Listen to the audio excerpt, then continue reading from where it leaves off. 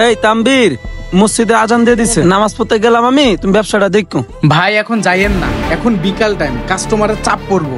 আপনি না হয় একটু পরে যাইয়েন, পরে গিয়ে নামাজটা পড়েন, এখন যাওয়ার দরকার নাই। আর ভাই এত বড় দোকান আমি তো একা সামাল দিতে পারবো না, নামাজটা একটু পরে পড়েন। আরে তাম্বির, আগে নামাজ পরে ব্যবসা, বুঝতে পারছস? নামাজ না পড়লে আল্লাহ কি আমার ব্যবসা বরকত দিবে? দেখ তাম্বির, শুন, এত চাপ নিস না, যতক্ষণ পারিস এতক্ষণ ব্যবসাটা দেখ। এখন বুঝতে পারছো আমার কথা? তুমি ব্যবসাটা দেখো, আমি নামাজ পড়ে আসতেছি। আচ্ছা ভাই, ঠিক আছে। ভাই এই লাল মুরগি কত আর এই সাদা মুরগি কত? ভাই লালটা 300 টাকা আর এই সাদাটা 200 টাকা। ভাই লালটা 300 টাকা আর এই সাদাটা 200 টাকা। ভাই এই সাদাটা একটু কম রাখা যাবে না? শুনেন ভাই, একটা কথা বলবো, রাগ করবেন? হ্যাঁ ভাই বলেন, সমস্যা নাই। আসলে আমার ছেলেটা না অনেকদিন যাবত গোস্ত খাইতে চাইতেছে। আসলে আমার আর্থিক অবস্থা খারাপ, তো এই কারণে আমি খাওয়াইতে পারতাছি না। দয়া করে যদি একটু কম রাখতেন মুরগির দামটা। তা না হয় বুঝতে পারলাম ভাই, কিন্তু আমি তো 200 টাকা নিচে দিতে পারবো না ভাই। আসলে ভাই দোকানের মহাজন তো এখানে নেই, উনি তো নামাজ পড়তে গেছে। এখন আপনাকে যে আমি কিভাবে কমে দেই বুঝতেছি না। কি ছেড়ে তাম্বির? ভাই উনি আসছিল 200 টাকার মুরগি একটু কমাই নিতে, কি বলেন আমি কি কমাই দেবো? এই বেটা, এটা কি ক্ষেতের মাল? আমি কি ক্ষেতের মাল উড়াইছি? আর বুঝলাম না, আমি কি জনদরদি দোকান খুললে বই লইছি যে চাইলে দেয়া দেওয়া লাগবো?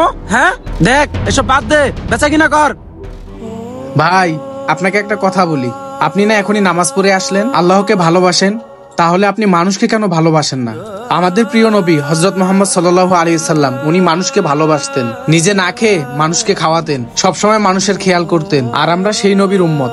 আপনি ওনাকে 100 টাকা কমে দিলে হয়তো আপনার তেমন কোনো ক্ষতি হবে না, আপনার সামান্য একটু ক্ষতি হবে।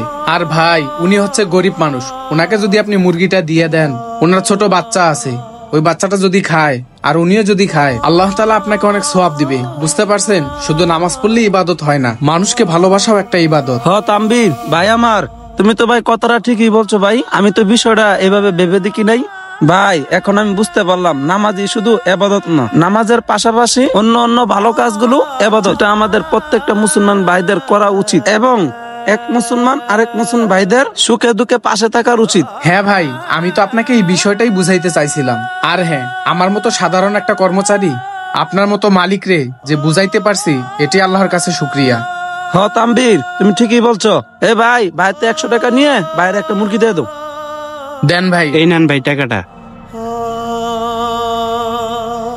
মাফল লাগতো না, দিয়ে দাও বাইরে, দিয়ে দাও। আচ্ছা ভাই, এই নেন ভাই। যাই হোক, মুরগিটা নিয়ে আমার ছেলেকে সুন্দর করে রান্না করে খাওয়াতে পারবো।